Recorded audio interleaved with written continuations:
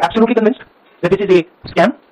Somebody has made thousands of crores of rupees at the cost of Indian retail investors. तो 6 जून के पहले आप bye कर लेना, 4 जून के पहले वो सूट अप करेगा. Prime Minister and the Home Minister have given an indication to buy. 2024 election result share market ನಲ್ಲಿ ಯಾವ ಟೈಪ್ ಇಂಪ್ಯಾಕ್ಟ್ ಬೀಳ್ತದ ಅನ್ನೋದನ್ನ ಈ ವಿಡಿಯೋದಲ್ಲಿ ನೋಡೋಣ. ಅದಕ್ಕಿಂತ ಮೊದಲು ಪ್ರತಿ ವರ್ಷ ಎಲೆಕ್ಷನ್ಸ್ ಹೋದಾಗ ಬಿಜೆಪಿ ಮೇಲೆ ಯಾವ್ದೋ ಒಂದು ಅಲಿಗೇಷನ್ ಮಾಡ್ತಿದ್ರು.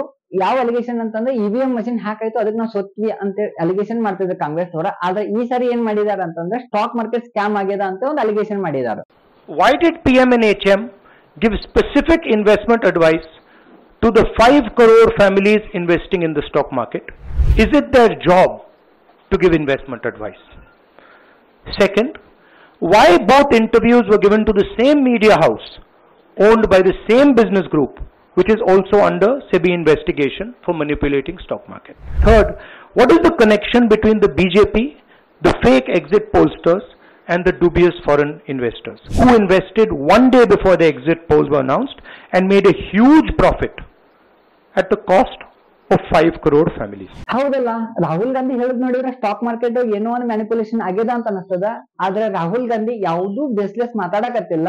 ಯಾವ ಬೇಸ್ ಮೇಲೆ ಮಾತಾಡಕತ್ತಾರ ಅಂತಂದ್ರೆ तो 6 जून के पहले आप बाय कर लेना, 4 जून के पहले वो सूट अप करेगा.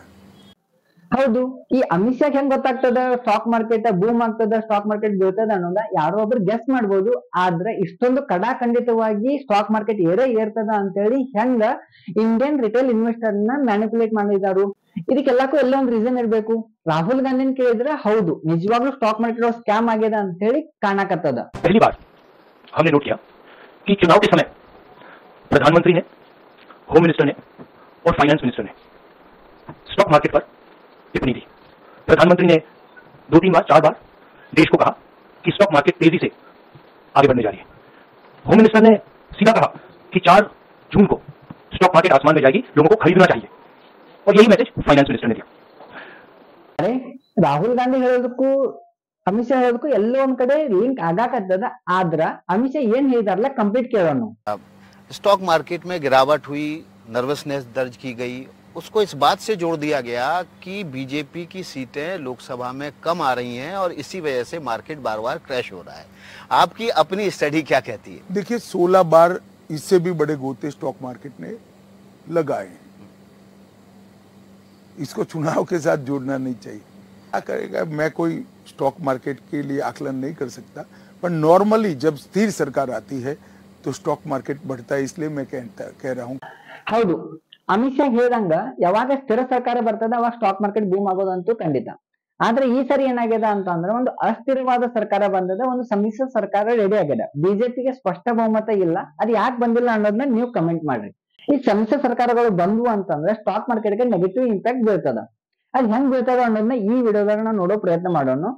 ಫಸ್ಟ್ ಆಫ್ ಆಲ್ ಏನಾಗ್ತದ ಅಂತಂದ್ರ ಈಗ ಏನಾಗ್ಯದ, ಬಿಜೆಪಿಗೆ ಸ್ಪಷ್ಟ ಬಹುಮತ ಸಿಕ್ಕಿಲ್ಲ. ಇವ್ರು ಅಲಯನ್ಸ್ ಜೊತೆ ಸೇರಿ ಸರ್ಕಾರ ರಚನೆ ಮಾಡಕತ್ತಾರ. ಅಲ್ಲೇನಾಗ್ತದ ಅಂತಂದ್ರೆ ನಾವು ಅಲಯನ್ಸ್ ಪಕ್ಷಗಳು ಏನದಾವ ಅವ್ರ ಡಿಮ್ಯಾಂಡ್ ತಕ್ಕಂತೆ ಬಿಜೆಪಿ ಪಕ್ಷ ಬದಲಾವಣೆ ಮಾಡ್ಕೊಳ್ಬೇಕಾಗ್ತದ.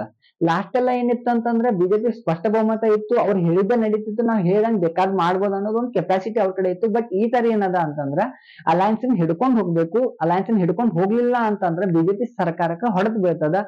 ಇನ್ ಕೇಸ್ ಏನಾದ್ರು ಸೆಂಟ್ರಲ್ ಗೌರ್ಮೆಂಟ್ ಹೊಡೆದ್ ಬಿತ್ತು ಅಂತಂದ್ರೆ ಅದ್ ಡೈರೆಕ್ಟ್ಲಿ ಎಲ್ಲಿ ರಿಫ್ಲೆಕ್ಟ್ ಆಗ್ತದಂದ್ರೆ ಸ್ಟಾಕ್ ಮಾರ್ಕೆಟ್ ಒಳಗೆ ರಿಫ್ಲೆಕ್ಟ್ ಆಗ್ತದ. ಸೊ ಹಿಂಗಿರೋದ್ನಾಗ ಬಿಜೆಪಿ ಮುಂದೆ ಇರುವಂತಹ ಚಾಲೆಂಜಸ್ ಏನು, ಅದ್ರ ಜೊತೆ ಈ ಚಾಲೆಂಜಸ್ ಸ್ಟಾಕ್ ಮಾರ್ಕೆಟ್ಗೆ ಯಾವ ಟೈಪ್ ಇಂಪ್ಯಾಕ್ಟ್ ಮಾಡ್ತಾವ ಅನ್ನೋದನ್ನ ನೋಡೋಣ. ಫಸ್ಟ್ ಏನಾಗ್ತದ ಅಂತಂದ್ರೆ ಎಲ್ಲರ ಕಣ್ಣು ಎಲ್ಲದ ಅಂತಂದ್ರೆ ಬಜೆಟ್ ಮೇಲದ. ಏನದು ಬಜೆಟ್? ಬಜೆಟ್ ನಾಗ ಇಷ್ಟೊಂದು ಕಣ್ಣು ಇಟ್ಟಾರು ಅಂತಂದ್ರೆ ಬಿಜೆಪಿ ಲಾಸ್ಟ್ 10 years ಒಳಗೆ ಏನ್ ಮಾಡ್ಯದ ಅಂದ್ರೆ ಇನ್ಫ್ರಾಸ್ಟ್ರಕ್ಚರ್, ಬ್ಯಾಂಕಿಂಗ್, ಡಿಫೆನ್ಸ್ ಇಂಥದೆಲ್ಲ ಇನ್ವೆಸ್ಟ್ ಮಾಡ್ಕೊಂಡು ಬಂದು PSU ಸೆಕ್ಟರ್ ನ ಸ್ಟ್ರಾಂಗ್ ಮಾಡಕ್ ಟ್ರೈ ಮಾಡಿದ್ರು. ಆದ್ರೆ ಈ ಸರಿ ಏನಾಗ್ತದ ಅಂತಂದ್ರೆ ಕೆಲವೊಂದಿಷ್ಟು ಸೋಷಿಯಲಿಸ್ಟ್ ಸ್ಕೀಮ್ಗಳಿಗೆ ಹೋಗ್ಬೇಕಾಗ್ತದೆ. ಯಾಕಂದ್ರೆ ಈ ಸರಿ ಬಿಜೆಪಿ ಅಷ್ಟೇ ಇಲ್ಲ, ಅವ್ರ ಜೊತೆ ಬೇರೆ ಬೇರೆ ಪಕ್ಷಗಳು ಇರೋದ್ರಿಂದ ಆಯಾ ಪ್ರಾದೇಶಿಕ ಪಕ್ಷಗಳ ತಕ್ಕಂತೆ ಆಯಾ ಪ್ರಾದೇಶಿಕ ಜನರನ್ನ ತಲೆಯೊಳಗೆ ಇಟ್ಕೊಂಡು ಈ ಸರಿ ಬಜೆಟ್ ಮಂಡನೆ ಮಾಡ್ಬೇಕಾಗ್ತದ. ಏನು ಇಷ್ಟು ವರ್ಷ ಇವರು ಡೆವಲಪ್ಮೆಂಟ್ ಅಂತ ಏನ್ ಇನ್ವೆಸ್ಟ್ ಮಾಡ್ತಿದ್ರಲ್ಲ ಅದ್ರಲ್ಲಿ ಸ್ವಲ್ಪ ಅಮೌಂಟ್ ಸೋಷಿಯಾಲಿಸ್ಟಿಕ್ ಹೋಗೋದ್ರಿಂದ ಈ ಸಾರಿಯ ಬಜೆಟ್ ಮೇಲೆ ಎಲ್ಲರ ಕಣ್ಣದ. ಬಜೆಟ್ ಯಾವ ತರ ಮಂಡನೆ ಆಗ್ತದ ಅನ್ನೋದ್ರ ಮ್ಯಾಗ ಸ್ಟಾಕ್ ಮಾರ್ಕೆಟ್ ಡಿಪೆಂಡ್ ಅದ. ಸೆಕೆಂಡ್ ಏನಾಗ್ತದ ಅಂತಂದ್ರೆ ಕೆಲವೊಂದು ಸೆಕ್ಟರ್ಗಳು ಹೊಡೆದ್ ಬೀಳ್ತದ.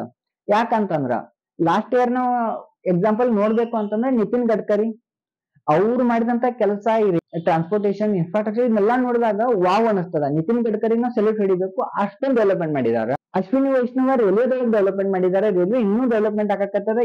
ಎಕ್ಸಾಂಪಲ್ ಇವ್ರಿಬ್ಬರನ್ನ ತಗೊಂಡ್ರು, ಇವ್ರಿಬ್ಬರ ಕಡೆ ಇನ್ನೂ 10 years ವಿಷನ್ ಅದ. ಭಾರತವನ್ನು ಎಲ್ಲಿ ತಗೊಂಡ್ ಹೋಗ್ಬೇಕು, ಯಾವ ಟೈಪ್ ಇನ್ಫ್ರಾಸ್ಟ್ರಕ್ಚರ್ ಮಾಡ್ಬೇಕು, ಯಾವ ಟೈಪ್ ಫೆಸಿಲಿಟಿ ಕೊಡ್ಬೇಕು, ಪಬ್ಲಿಕ್ ಸೆಕ್ಟರ್ ನ ಯಾವ ಟೈಪ್ ಸ್ಟ್ರಾಂಗ್ ಮಾಡ್ಕೋಬೇಕು ಅನ್ನೋ ಎಲ್ಲಾ ಪ್ಲಾನ್ ಅದಾವ. ಬಟ್ ಈ ಅಲಯನ್ಸಸ್ ಇರೋದ್ರಿಂದ ಕ್ಯಾಪೇಬಲ್ ಇರುವಂತ ಮಿನಿಸ್ಟರ್ಗಳಿಗೆ ಅದೇ ಆದಂತ ಖಾತೆಗಳು ಸಿಗ್ಲಿಲ್ಲ ಅಂತಂದ್ರ ಹೊಡೆತ ಗ್ಯಾರಂಟಿ ಬೀಳ್ತದ.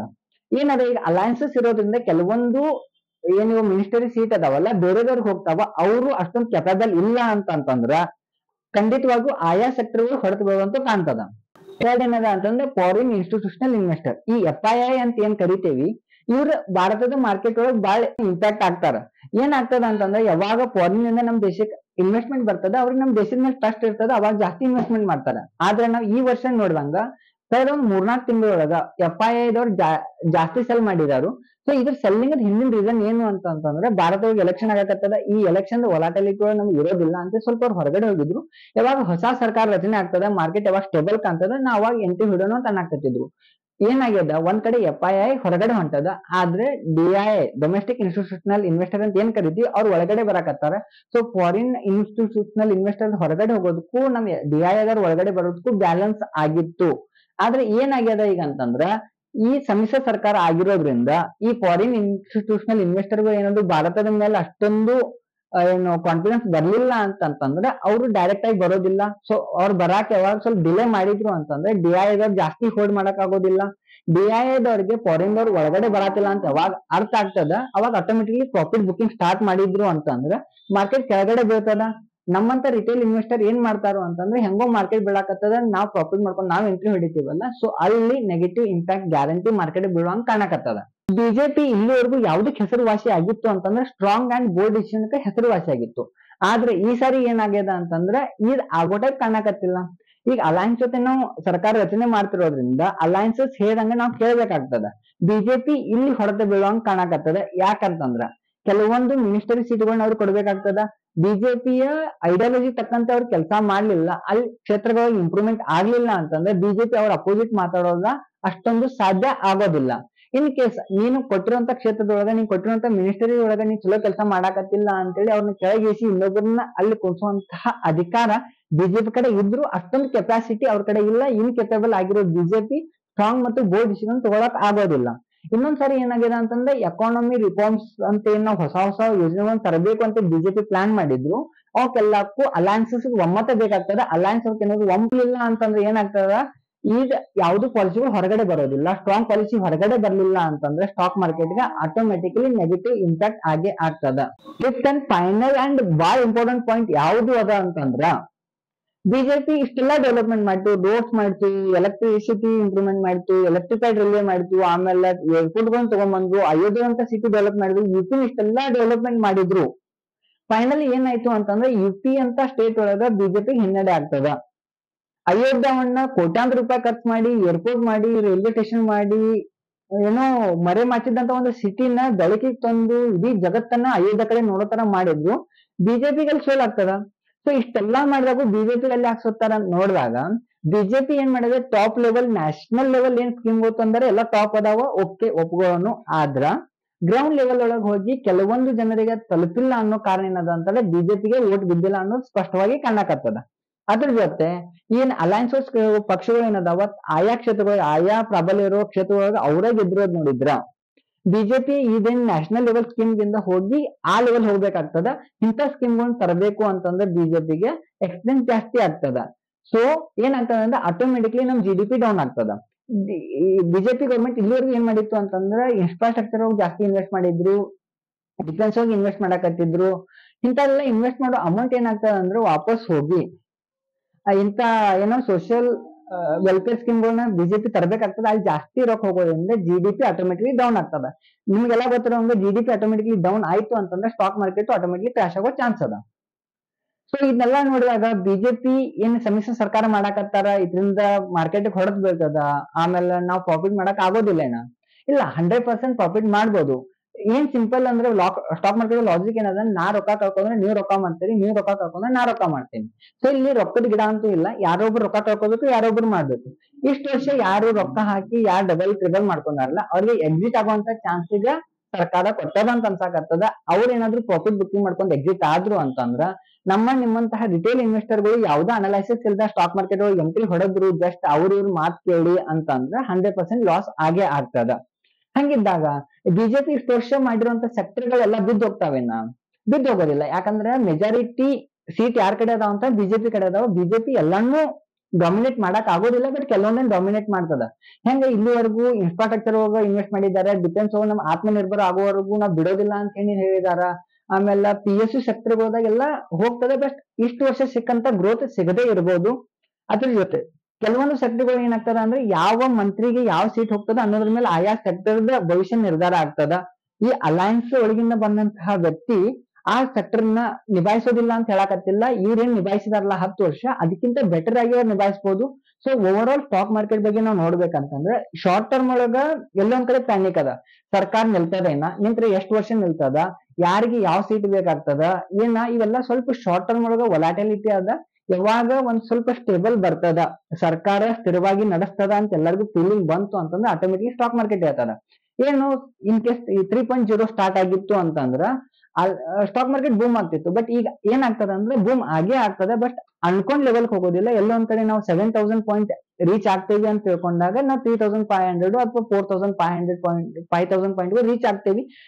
ಲಾಸ್ಟ್ ಏನಾದ್ರು ಓವರ್ ಆಲ್ ಮಾರ್ಕೆಟ್ ಮಾಡಿದ್ರೆ ಪಾಸಿಟಿವ್ ಅದ, ಬಟ್ ಶಾರ್ಟ್ ಟರ್ಮ್ ಒಳಗೆ ಏನದ ಅಂದ್ರೆ ಸ್ಟೆಬಿಲಿಟಿ ಇಲ್ಲ. ಸೊ ಆದಷ್ಟು ನಮಗ್ ಅನ್ಸೋ ಪ್ರಕಾರ ಏನದ ಅಂತಂದ್ರೆ ಮಾರ್ಕೆಟ್ ಇಂದ ಹೊರಗಡೆ ಇದ್ದಷ್ಟು ಬೆಸ್ಟರ್ ಅದ. ಅಷ್ಟು ಮೀರಿ ನಮ್ಗೆ ಏನಾದ್ರು ಇನ್ವೆಸ್ಟ್ ಮಾಡ್ಬೇಕು ಅಂದ್ರೆ ಕ್ಲೀನ್ ಆಗಿ ರಿಸರ್ಚ್ ಮಾಡಿ ಇನ್ವೆಸ್ಟ್ ಮಾಡಿದ್ರೆ ಎಲ್ಲೂ ಲಾಸ್ ಆಗೋ ಚಾನ್ಸ್ ಇಲ್ಲ. ಬಟ್ ಅವ್ರು ಕೇಳಿ ಎಲ್ಲೋ ಒಂದ್ ಕಡೆ ನ್ಯೂಸ್ ನೋಡಿ ಮೋದಿ ಗವರ್ಮೆಂಟ್ ಆಗಾಕತ್ತದ ಅಂತ ಇನ್ವೆಸ್ಟ್ ಮಾಡಿದ್ವಿ, ಮೋದಿ ಗವರ್ಮೆಂಟ್ ಆಗೋದಿಲ್ಲ ಅಂತ ಈಗ ಹೊರಗಡೆ ಬಂದ ಅಂತಂದ್ರೆ 100% ಲಾಸ್ ಆಗೋ ಚಾನ್ಸ್ ಅದ. ನಿಮಗೆ ಏನ್ ಈ ಸಮ್ಮಿಶ್ರ ಸರ್ಕಾರ ಸ್ಟಾಕ್ ಮಾರ್ಕೆಟ್ ಪಾಸಿಟಿವ್ ನ್ಯೂಸ್ ಕೊಡ್ತದ ಅಥವಾ ನೆಗೆಟಿವ್ ಇಂಪ್ಯಾಕ್ಟ್ ಮಾಡ್ತದೆ ಅನ್ನೋದು ನಿಮಗೆ ಏನ್ ಅನ್ಸ್ತದ ಅನ್ನೋದನ್ನ ಕಮೆಂಟ್ ಮಾಡಿ.